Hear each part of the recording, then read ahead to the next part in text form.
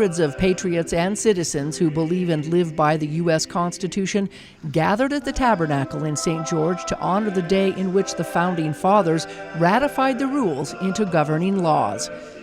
Since 1956, the Daughters of the American Revolution have celebrated and commemorated the U.S. Constitution to keep it in the minds of citizens.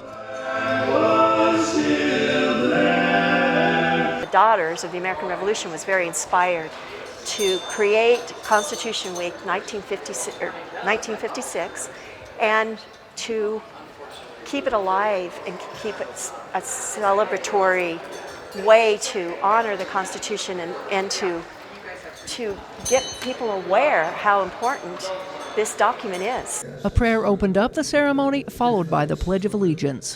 One nation under God, indivisible, with liberty and justice for all.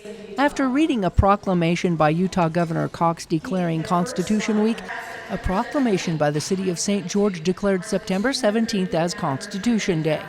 Local dignitaries shed light on the importance of the document. It was never intended to answer every question. States would still be unique.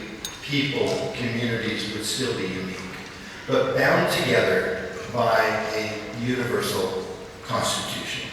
Then all of a sudden, from 1787 to 2022, we've not been about proclaiming liberty. We've not been about kind of establishing it and fighting for it. Now we're about seeing whether or not you and I can maintain it. Special patriotic music graced the ceremony in honor of those who were brave enough to fight for a country and standards they wanted to live by, to be free.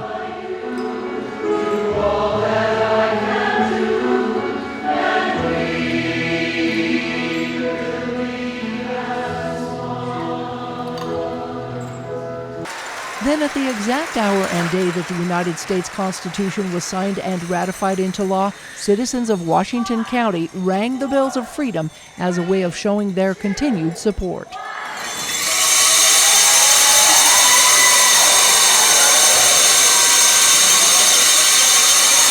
Support behind us because we love the United States of America. We just do.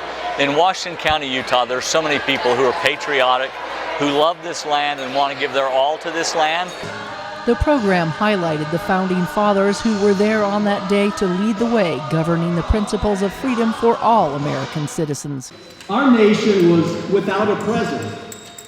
There was a Congress, but it was a body destitute of any power. There was no Supreme Court, no power to tax, and no power to regulate trade. It was just a confederation of 13 independent states.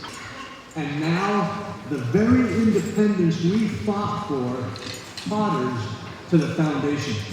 And without a proper government, this nation will soon fall. Today, why it's so important is because if people don't feel free, if they don't feel that the country's going in the right direction, they need to wrap themselves in the history and in the Constitution so that they can trust where we go and get the right people to take us there. That's why it's so important. Let us be wise in electing those who lead us.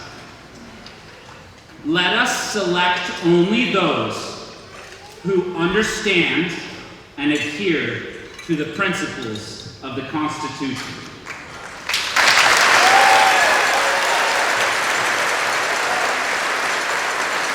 Yes, obviously I'm just a regular guy, but when I play James Madison, it is important because he was the father of the Constitution.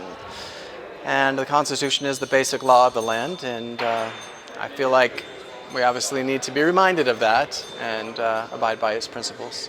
Every one of the states did not get what they wanted out of the Constitution, but they were willing to work together and get it signed for the betterment of the whole. And I think George Washington was a big part of that. He was a very nonpartisan person and tried to maintain a neutral role in a lot of what he did. Domestic tranquility, provide for the commonwealth and promote the general welfare, and secure the blessings of liberty to ourselves and our posterity.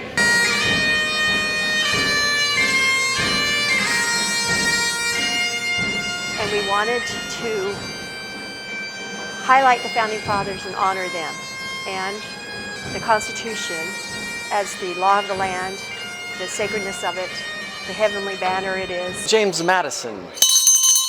I'm ringing those freedom bells.